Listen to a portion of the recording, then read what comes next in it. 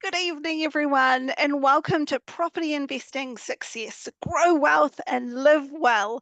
I'm Katie Wesney here with Shelley Palman. Hi, guys. We know you could have been doing 100 things right now, but you're here because something's stirring about property investing. Maybe you've been thinking about it for months. Maybe you already own a property or two and wonder if you're doing it right. Or maybe you're thinking, I should understand this stuff, but where do I start? Here's the deal. We're not going to overwhelm you with jargon or pretend this is get rich quick. Between us, we've made some mistakes and had some wins too. Tonight, we're sharing what we wish someone had told us when we started. So get comfortable and let's dive in. Now, you might be thinking, who are we to tell you what to do with your money? So I'm going to introduce my work wife, Shelley Palman. Shelley. Good evening. So I'm one of the strategic coaches here at Enable Me, and Katie and I have been work wives for the last 9 years. I'm also a property investor and have been on that journey for myself and also with many, many clients. So excited to be here tonight and talking about property. Awesome. Thank you so much, Shelley. And there's no one else I'd want to do this webinar with. Shelley is an exceptional coach. I am the head coach at Enable Me. I'm also a chartered accountant. I'm a staff columnist. I'm also a property investor because we believe at Enable Me, you walk the talk. I think people sniff hypocrisy in terms of delivery. So we're working alongside you. We know it works. So let's dive in tonight. And first, we're just going to go through a wee disclaimer. This presentation is provided for information purposes only. The content of this presentation is not intended as a substitute for regulated financial advice. Now, some Yeah. of you on the call might already be working with us in program. We welcome you tonight. I hope you get a lot out of it. Some people might be new to us and thinking, who are these people? And if you are new to us, we've got a wee deal at the end of this webinar that we will be sharing with you. So, Shelley, do you want to set the scene in terms of what we're Absolutely. covering off Yep. today? Yep. Just like to say kia ora to John, who's just joined the call. So to set the agenda for the session tonight, we're going to start with why property. And we want to talk about getting a strategic plan around that property because not all properties are created equal, and the property that's right for you will not be right for the next person that walks in our door. So we want to talk about getting it right for you. We're going to talk about some essentials. There are some kind of key sort of principles around investing in property that we here at Enable Me believe in that are kind of different to what other people think. So we're going to talk you through that. We want to give you some practical examples, I guess simulations, Katie, more than actual examples, Yep. but common things that we come across and how to kind of counter those. And then talking about what comes next with Enable Me. So Katie, next slide. Oh, yeah, actually, I'll do this one. So we were going to do a little poll, actually, because we wanted to understand who's on the call. So I think Amelia, our producer, is going to pop up a little poll onto the screen. And if you guys could just select whether you are currently in a program with Enable Me in a property program, you're in a program but not a property specific program, you're possibly an advice first client that's on the call today, or you might have worked with us before, or you're totally new to us and you've never been on an Enable Me program before. So you've got a few more seconds for that, and then we'll see who we've got on the call. Yeah, we were talking about this webinar. We've prepped really hard for it because, again, Shelley and I, if you've worked with us, we both are really deliberate. We are really focused, and we wanted to make sure tonight was really focused. Oh, actually, got quite a few people on the call that haven't worked with us before. So Welcome. yeah, okay. So there'll be some new stuff for you guys. And yeah, some people that have come back and a bit of a mix. Okay, cool. But yeah, Fantastic. just under half haven't worked with us. So Okay, enjoy the journey. awesome. Hi, John. Kia ora. 33%, 33. 33. Exactly. Analytical. Love You're going to it. love the numbers. Yeah. Okay. So, in terms of why property, and you would have heard these things mentioned many times, and we're going to do a deeper dive in terms of why we think property is so relevant to so many people. And we'll define leverage, why it turbocharges wealth creation, and effectively, that's my favorite thing about property. I actually wrote an article yesterday in Stuff, the $2 million leverage property secret. So look that up afterwards. We'll be talking about rental yield, when to focus on it, when not to. For lots of people, it is bricks and mortar, it is tangible. So again, we can see it, we can feel it. That feels like an easier thing to invest in. We also know that It's a mythical company. yes, absolutely, less volatile than other assets. And you don't necessarily have to have a pile of cash sitting to the side. You can use the equity on your home, which is really advantageous. So, Shelley, I've got a question for Yes, you. Katie. Is now a good time to buy property? Yeah, and this is one we get asked all the time. And Katie, could I ask you whether you're ready to buy your next property? Is that something we've been Yes, talking about? imminent. Imminent, Shelley, imminent. Imminent. So yeah, look, at the moment, a lot of people are coming to us and going, "Oh, the rental market's really soft, and it's not a good time to buy, and the property market's so flat, and and absolutely, and these things happen at different times in the cycle, but we always say, don't worry about what's going on around you in a macro sense, in terms of what's happening in the market. There will be the right time for you. And often there's that paralysis by analysis, or that kind of inaction, and we're going to talk a little bit later about kind of the opportunity cost to that inaction. People get these things in their head about something being wrong with a particular investment, not just property. KiwiSaver goes up and down and bounces around as well. It doesn't mean it's a bad investment. So just because the rental market is soft, just because the market is plateauing, it doesn't mean that it's not a good time to buy. Property is a long-term hold, but you actually need to execute on it so that you can give it that time. And I would say interest rates are coming down now at the moment, which absolutely makes it a little bit easier in terms of holding that property.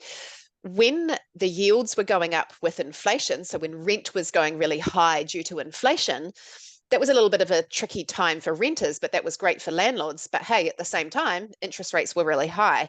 But what's happened now is rents are high and interest rates have dropped. So what we're seeing now are properties with really good numbers, Katie? Like, we've got some Oh, yeah. amazing yields at the moment. And you might be asking, Shelley, what is a yield? It's the rent return on a property. But, with inflation under control, with less people buying because the market is flat, you can take your sweet time to look at all these amazing properties with amazing yields that are available to you, and you can make that right decision. When I bought my investment property, it was the height of the market. There were no properties available and no supply, and I pretty much just had to pick one. I would kill to be able to look at the properties that are available now and jump on to one of those, like I couldn't do back in 2022. So Yeah, I think it's a good yeah. time to buy. I think so too. And I think the irony with investing, it's probably, and again, there's obviously lots of psychology that feeds into this, but it's ironically the hardest time to buy when the market is on sale and when prices are flat or dipping, exactly like the share market, etc. Everyone's jumping in when prices are escalating. And we know there are economic cycles, we know there are property cycles, things ebb and flow, but they go up over time. And Mm. again, if you are trying to time this perfectly, likely you will get this wrong because there is no such thing as perfect. It's just the time that you do it. And if you think that you have infinite time to think about this, you will very likely miss your window because Mm. you do not have an infinite time to invest in property. The banks won't lend you money infinitely. As you get older, it's harder to borrow money. So again, just a reality check. Yes, you take your time to make sure you buy the right property for you. And Shelley and I will be talking about that, but make sure that you don't wait for this mythical time in the future whereby all the stars align, because that very rarely happens in life.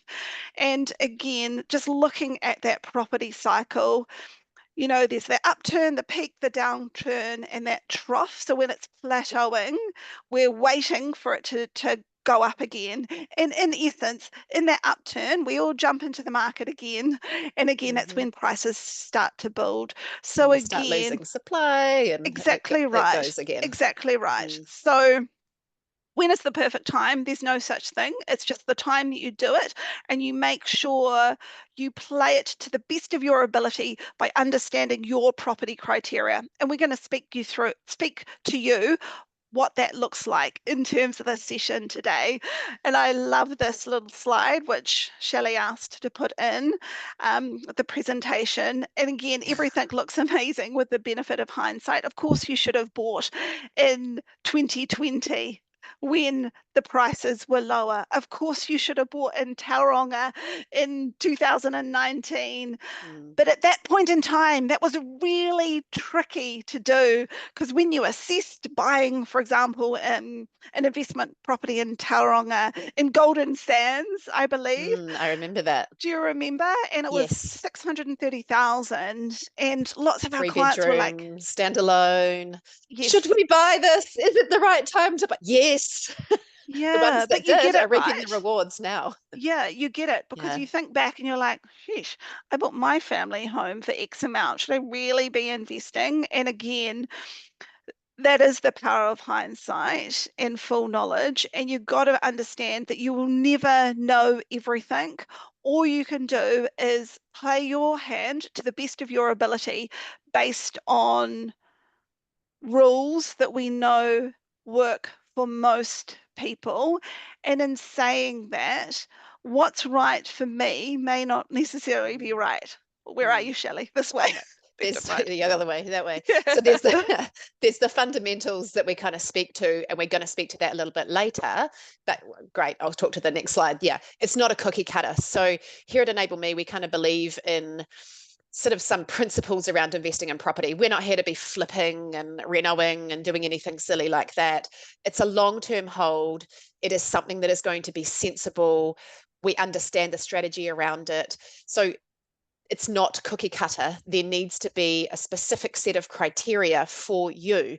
And when you're working in an Enable Me program, we don't just go, oh, here are some cool properties that you want to buy. We go, what are your goals in life?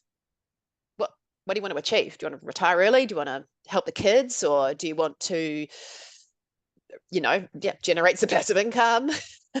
Understanding what those, thank you for that quick slide change, Katie. Understanding what those goals are for your life allows us to build a map, really, like it's like a roadmap or a financial plan. And we need to understand, is there a problem that we're trying to solve? Is there a retirement savings gap? If you're wanting to achieve these particular goals around helping the kids, retiring early, traveling to Europe every year. So that problem that you're trying to solve actually helps us to identify the type of property you buy, but also knowing that you can afford to hold that property. And I think we speak to this a little bit later on, so I We won't talk do. too much about that now. Mm. But understanding your goals, understanding where you need to land helps drive the criteria for your specific property within the kind of principles of what we think constitutes a good property. Yeah, and Shelley and I are number girls. So again, very easy to have ethereal, oh, I want to sort retirement. I want to generate passive income. I want to work less. What does that Cool, cost? cool. Yeah, what does that mean? What are we aiming for? Because Yeah. if you don't know what you're aiming for, very likely you won't hit it. So again, we want to attach numbers to all of these. And if Mm. you're working with us, that's feeding into that property criteria. What do we spend up to? What does it need to deliver to us from a capital gain perspective? And what is the yield that you can hold that property through that next cycle? Because there's nothing truer than we know there will be a cycle. We don't know exactly where we are in the cycle, because again, we don't have crystal balls. I'd love one though, Shelley, wouldn't you? I would love a crystal Make ball. our The job a number lot of easier. times people ask me. I know. But what will interest rates be in 5 months? Yeah. Obviously, we have an idea and we can put a Mm, stake in the ground. mm, But again, we really want to be laser focused in terms of your numbers, your plan, and that drives mm. your strategy. Yeah, And if you are feeling overwhelmed at this point, please know you are not alone. 70% of Kiwis think that they need to work past retirement age. sad. I don't know Sad. about you, Shelley. I absolutely rally against this for our Mm-mm, clients. I think I mm-mm. will never accept this for my clients. The exception being you choose Yes, to work. totally. Yes, Mm, entirely different proposition. mm. And again, I we're probably will designing, because I like it, not because I you have do. to. Yeah, that's a totally different thing, right? Yeah. And again, it just gives you a little bit more freedom. It Mm. means that you sleep more soundly at night when you're working because you want to, not because you have to.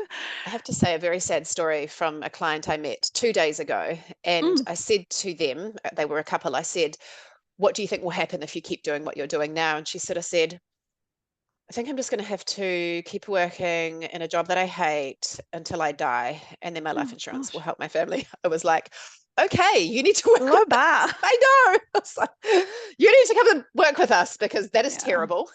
Mm, Let's turn that around. Yeah, sad stat, that one.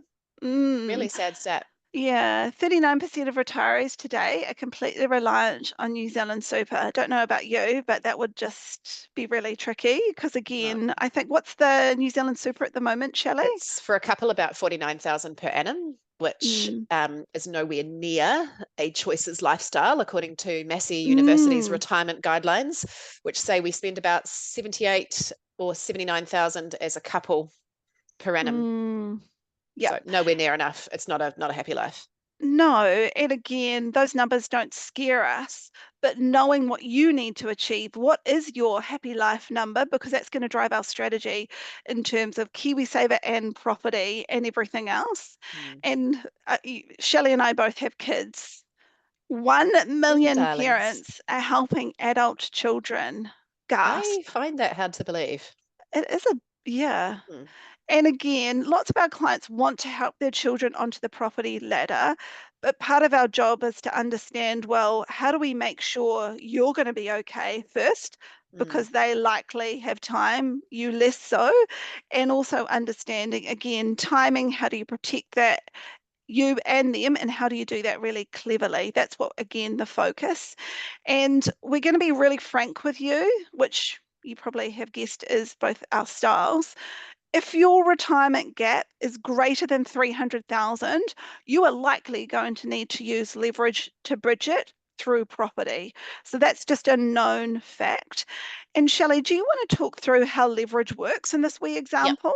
Absolutely. So leverage supercharges your growth essentially. If you were lucky enough to have 160,000, maybe we've had a wee inheritance or a windfall rather than actually managed to save that amount. But say, for example, you were lucky enough to have 160,000 and you thought, hey, what should I do with it? This is a very common question we get. One of your options is to pop it into a managed fund. You might get on a growth fund anywhere from maybe 9 to 11% on average. Growth funds are very volatile, they go up and down like this. But on average, they tend to kind of have a band between about 9 and 11%. There'll be some wealth advisor that growls at me for saying that because I'm wrong, but that's kind of tends to be what we see. But remember, when you get investments through a managed fund, there is a fee associated with that fund because it is being managed. And also you need to pay tax on those returns. So we have to think about the after tax and after fee return. So say, for example, you had a 10% return and it was 6% after fees and tax. You're going to get 9,600 per year, which is kind of amazing. I mean, it takes a long time to save up $9,000, doesn't it, Katie? Certainly does. So you haven't had to work for that 9,600. However, if you take that 160 and pop it in on an $800,000 property, historically, the capital growth rate in New Zealand over the last 30 years has been a shade below 6%. We don't know what that's going to be moving forward, but to compare apples with apples in this scenario, we've used a 6% growth rate. the return on that property would be $48,000. So quite the difference. Managed fund is unleveraged. A property is a leveraged asset. You can also own a property that is unleveraged. That means an investment property. That means you have no lending on it. So we like property because of the leverage. I think also that's just a beautiful explanation, but I think also to note for most of our clients, certainly they don't have 160K chilling in a bank account, but they Yeah. do have equity in their home. And Mm, again, mm, that does make property very attractive to lots of people in terms mm. of strategy. Would you It's not something you say, can get Shelley? on with. Yeah. And it's something you Yeah. can get on with when you can't save. And, you know, one of the kind of the fundamentals or principles that we talk to here is if you have a home mortgage, we want to get rid of that as quickly as possible. It's a lifestyle asset. We want to get you mortgage free on your home. So while you're busy doing that, this is something that we can be doing to grow wealth alongside that, like a concurrent kind of a strategy. So that's kind of a clever part of it as well. We don't have to Mm, wait till we're mortgage free to then save up 160,000 such a and good we've missed a point. cycle. Yeah, Yeah. absolutely. Yeah. And again, at Enable Me with our clients, if you work with us, we're never just focusing on one thing. We're saying, well, how do we strengthen that foundation? Cash flow, if you have a home mortgage, let's make sure we're really optimal around that. Let's understand retirement, make sure that your KiwiSaver is doing what it should. Invest in property if that speaks to you and you need to.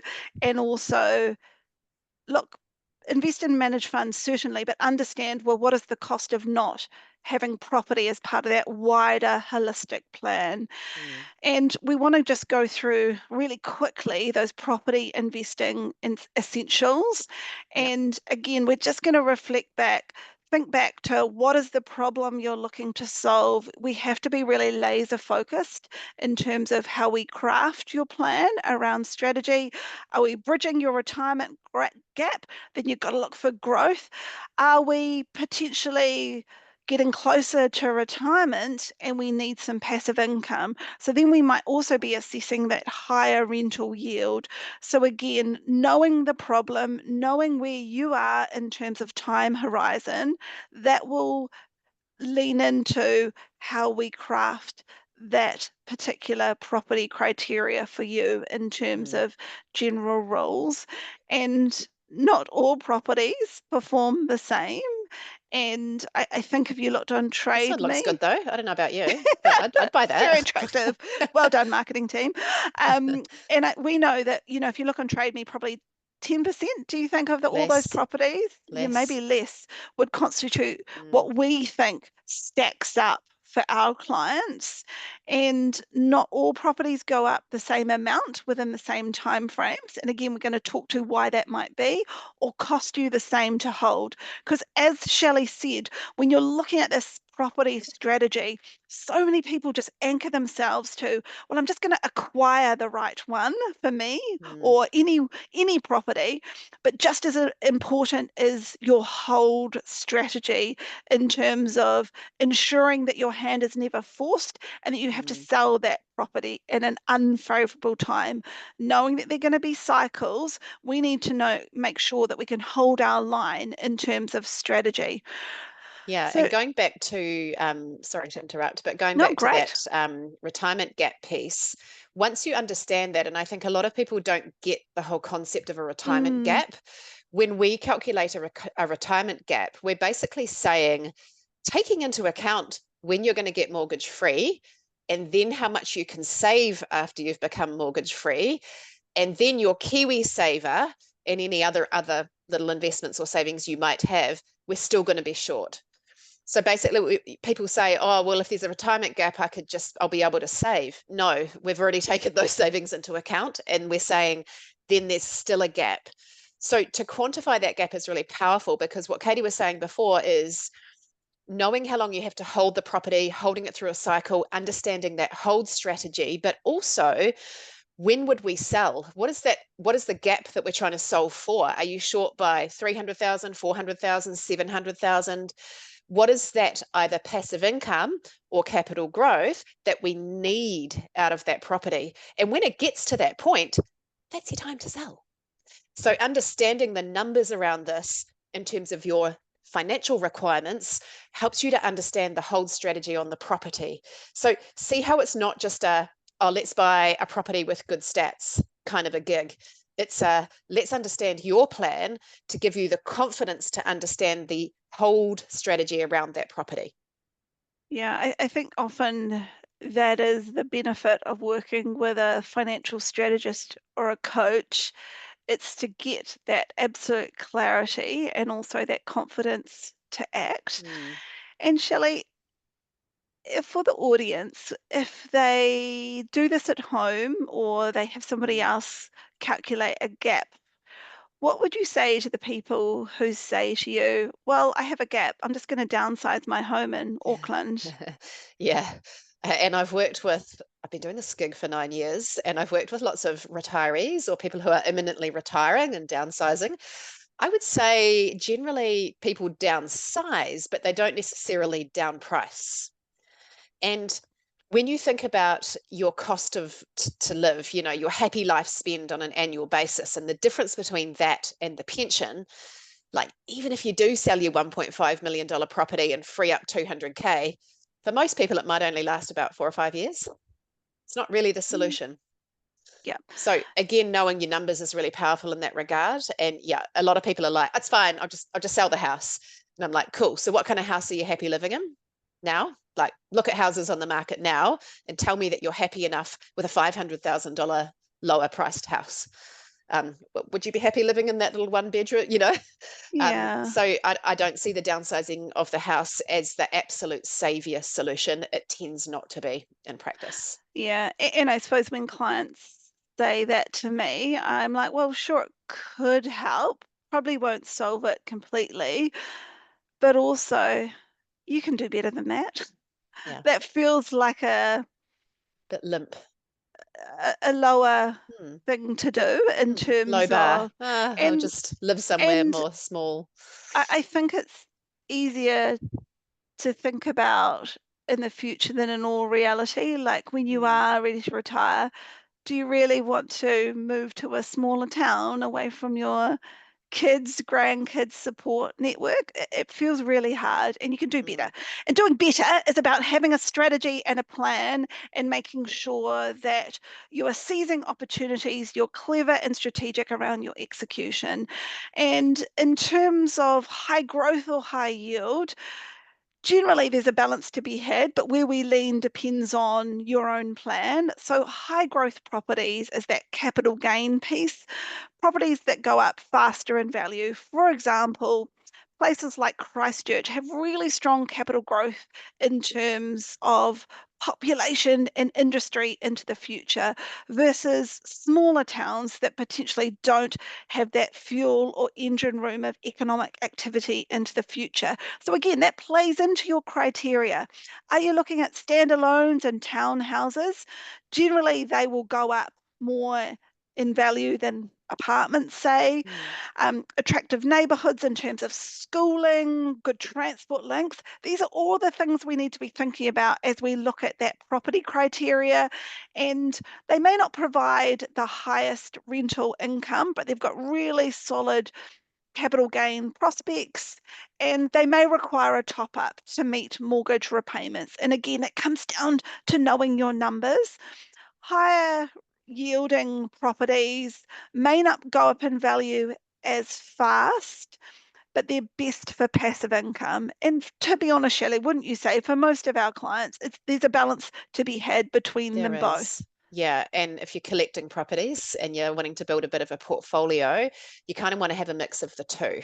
Mm, Now, I'm yep, just going to do a little time check because we do like to it's 8 talk. o'clock. It is 8 o'clock, and are we halfway through or are we? I can't see the slides. Feels-ish Okay, all like. right. We want to allow time for questions at the end.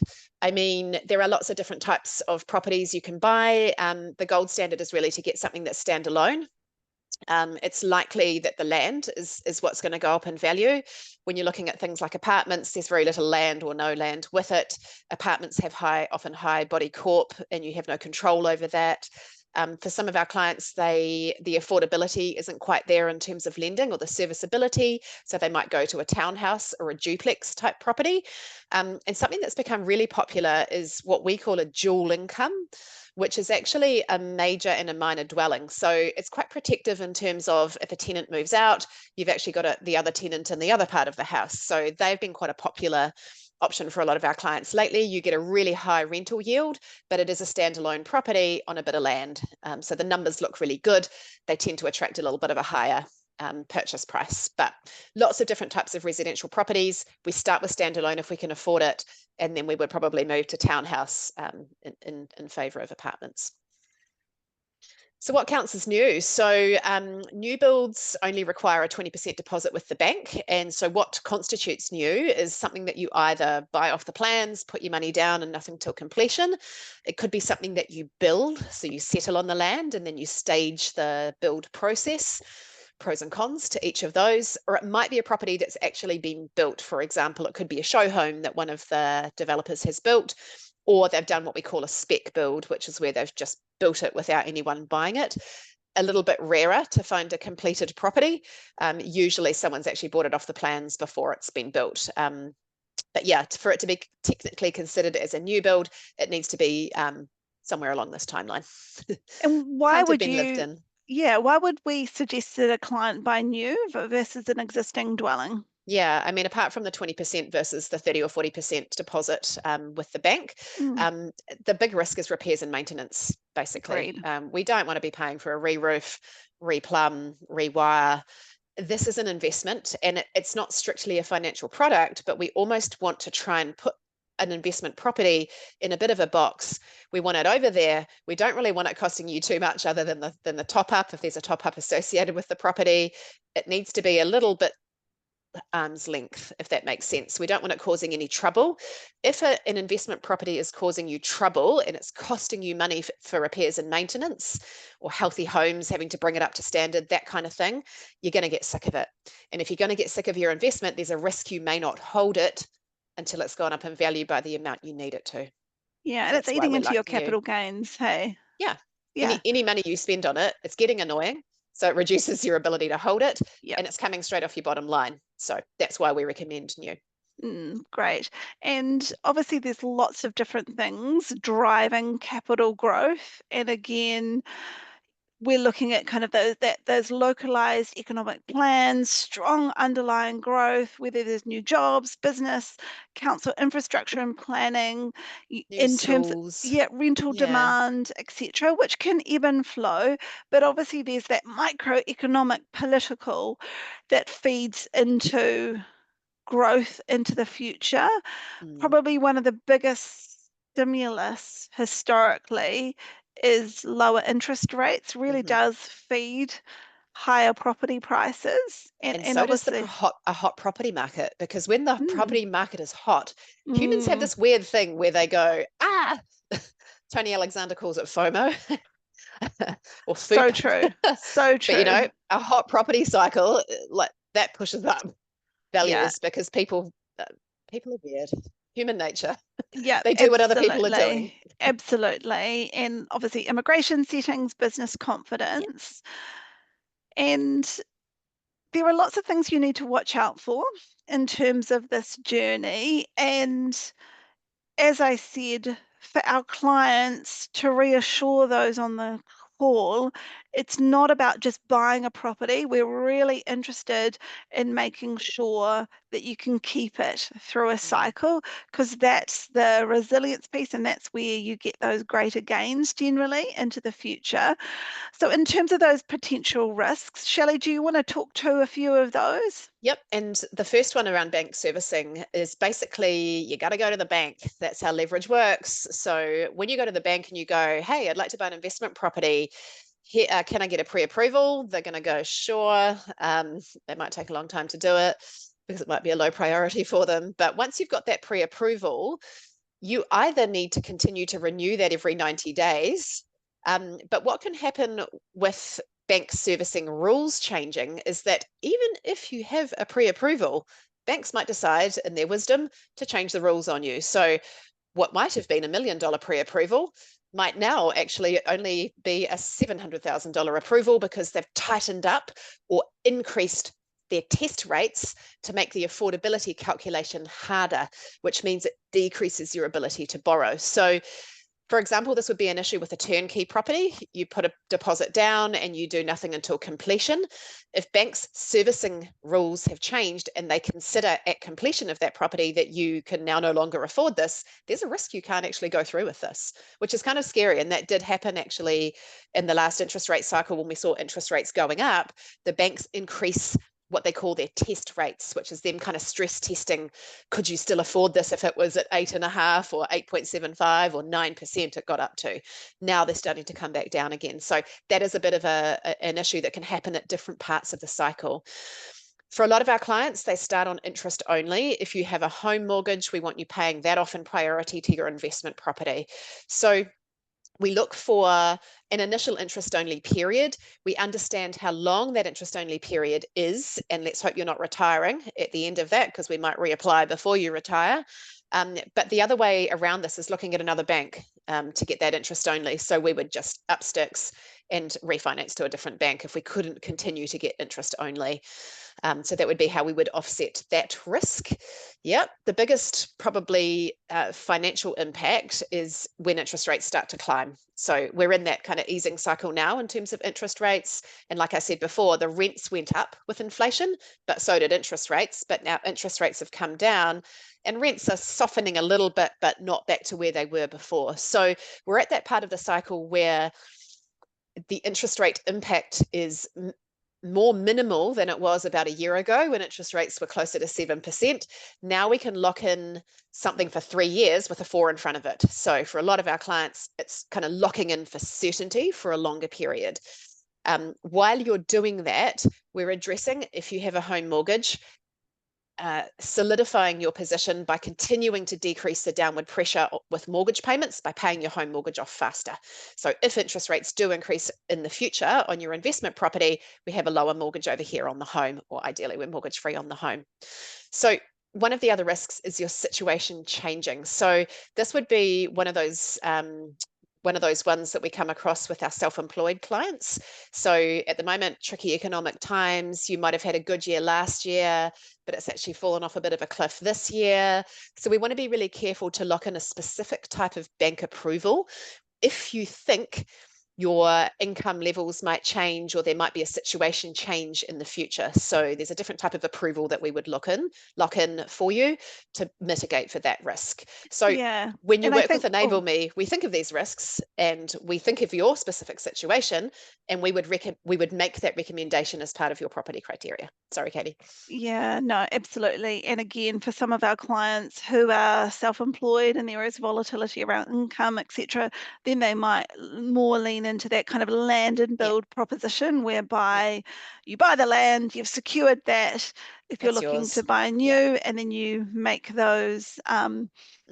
payments in terms of build. And I must say, in my husband and I bought a dual dwelling in 2019. It's probably one of our best investment Mm. properties.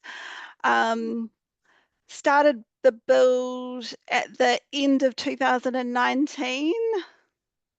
COVID 2020, my husband lost his job, and like 5 minutes after we went Those are into fun times. lockdown. Fun times, fun Yeah, remember times. that. Yeah, running a business, Hmm. homeschooling 3 children, slightly Yeah. traumatized. But again, I was so grateful that we'd secured it, that the build was happening in the background. We completed in about August, and it has been my best for performing property. Um, Fixed it for like 4 years ish, 4 or 5 years. It comes up in November this year in terms of lending, so in the fours. So again, I, I've de-risked it through this interest rate. I Mm. never saw it. So again, it's really understanding what are your risks and how do we mitigate that. And as always, it's saying, alongside it, let's make sure that your situation is humming. You're purposeful around cash flow. If you have a home mortgage, we're annihilating that. We're not just Mm. looking at, let's just buy a property. We want to In look at that isolation. whole Mm. holistic picture. Yep, You did right, 100%. Shelley. And with any investment comes a risk. we understand that, but you have to think about, well, what is the risk of not doing this? That really does feed into this. But some of the risks of investing in property is buying the wrong property. And to me, buying the wrong property means committing to too big a top up. Yeah. So the yield Yeah. isn't high enough and it's putting too much pressure on you. Working with the wrong vendor, in terms of, for our clients, we're working with mostly a very small pool of vendors and builders that are trusted. Pre-vetted. Not building in cash flow contingencies. I say it again and again. I think in any presentation I give, no matter what it involves, you have to have really good buffers because that is your resilience. That is your holding your line and not having your hand forced. It's ensuring that if the tide goes out, no one's swimming naked.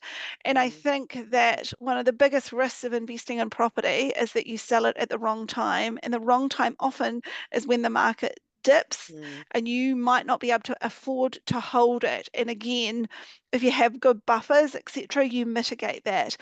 And none of those risks were buying at the wrong time of the cycle, Nope. FYI.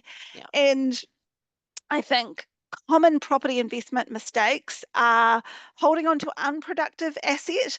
So it's served its purpose. You need to be assessing existing rentals. Is that capital working as hard as possible for you? Making emotional decisions. And again, to us, Shelley and myself, this is a cold-hearted, mostly, strategy to grow wealth Yeah. and poor property selection. So buying really poorly, lack of planning, and ignoring that exit strategy. And I think we use this terminology a lot at I Enable like Me. this. Can you talk us through the accidental Yeah. rental that you might have? Yeah, exactly. So some of you on the call may be holding an accidental rental. So the accidental rental is generally when this probably would have happened a while ago when it was easier to get lending, but you went to upgrade your home and you went to the bank and you said, hey, we're trying to buy a new house. And they were like, hey, you can actually borrow more and keep your house. So it's actually tends to be the house that you used to live in.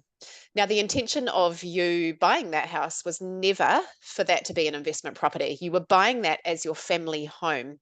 So I would ask you, if you're holding an accidental rental, is it still serving you? What is the yield on that property? What is the cost to hold that asset?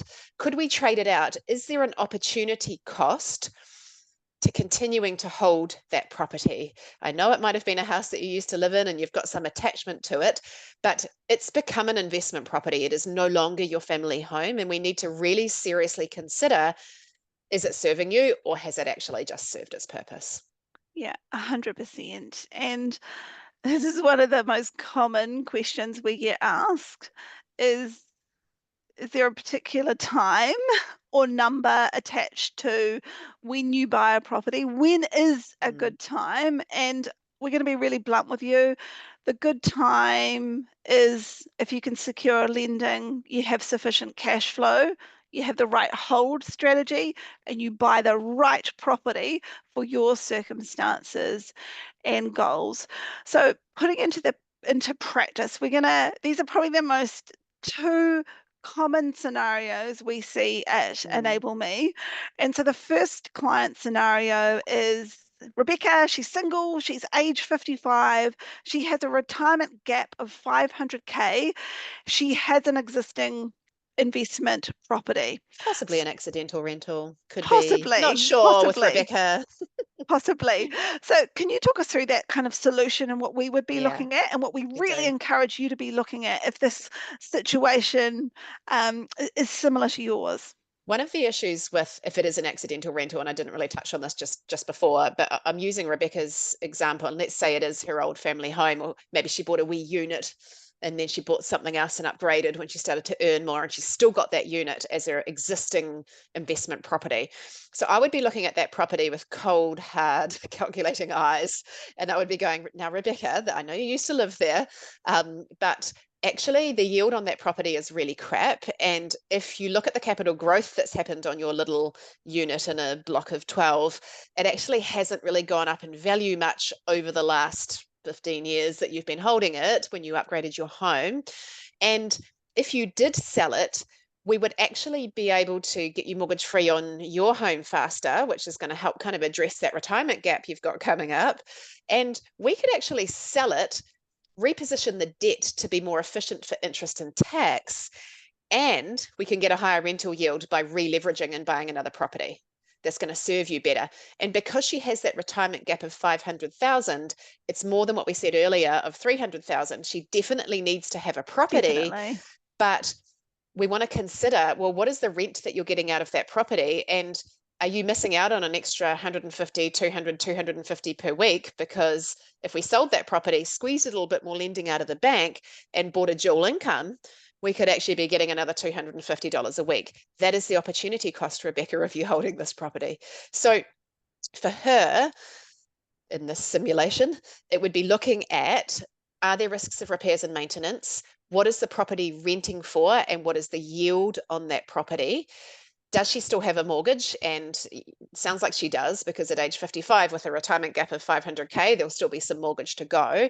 And things wouldn't be structured right from a tax and interest point of view, because if you have an accidental rental, when you buy the next property, you have to fully fund it, fully finance it, which leaves the debt on that investment property low for tax purposes versus you having all of this debt loaded up. So I would be recommending that she sell it, that we squeeze a little bit more lending out of the bank, and we're looking for a growth property for her because she's got a decent retirement gap for a singleton.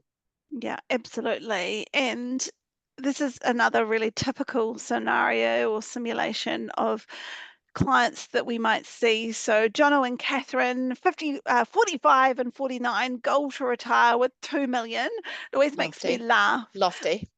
Yeah, because actually the goal is never to buy property. The goal is never to have X amount. The goal is to ensure you live the life you Mm, want for as long as possible without pressure. I think that mm. generally, and it's not 2 properties, 3 properties, 4 properties, it's what is your retirement number?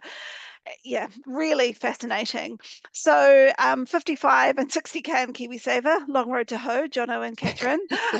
Scared to enter the rental market. Think it's best to wait until the economic turmoil dies down when prices are going up, presumably, Jono Property and market's Catherine. flat. We don't have to rush into this. This is so Yeah, volatile at the moment. We'll just yeah, wait till it totally. dies down. Yeah.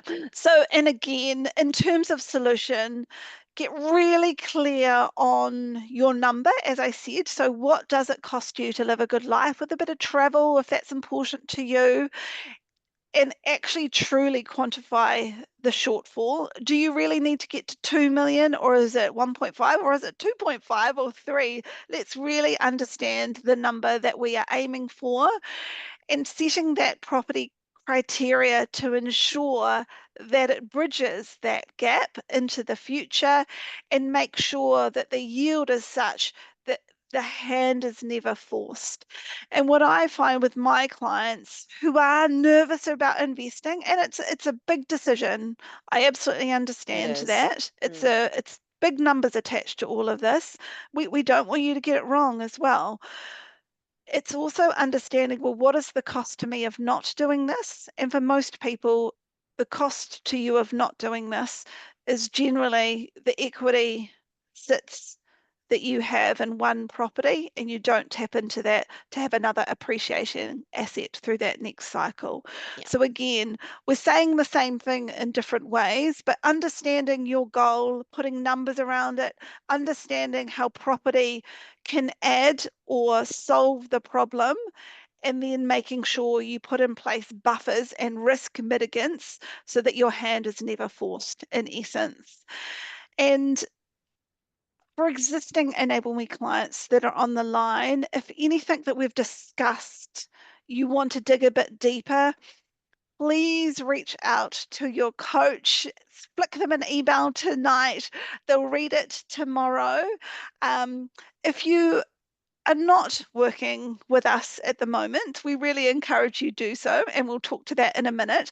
But Shelley, can you really quickly talk us through? We've got 10 minutes, what it looks like to work with us in terms of Yep. process. Oh, yeah, through the property buying process. Yeah. Exactly right. So Quickly, we've once we got have, 10 yep, minutes. I know. So once we've determined your financial plan, we've determined your shortfall, the problem we're trying to solve, We understand the property criteria.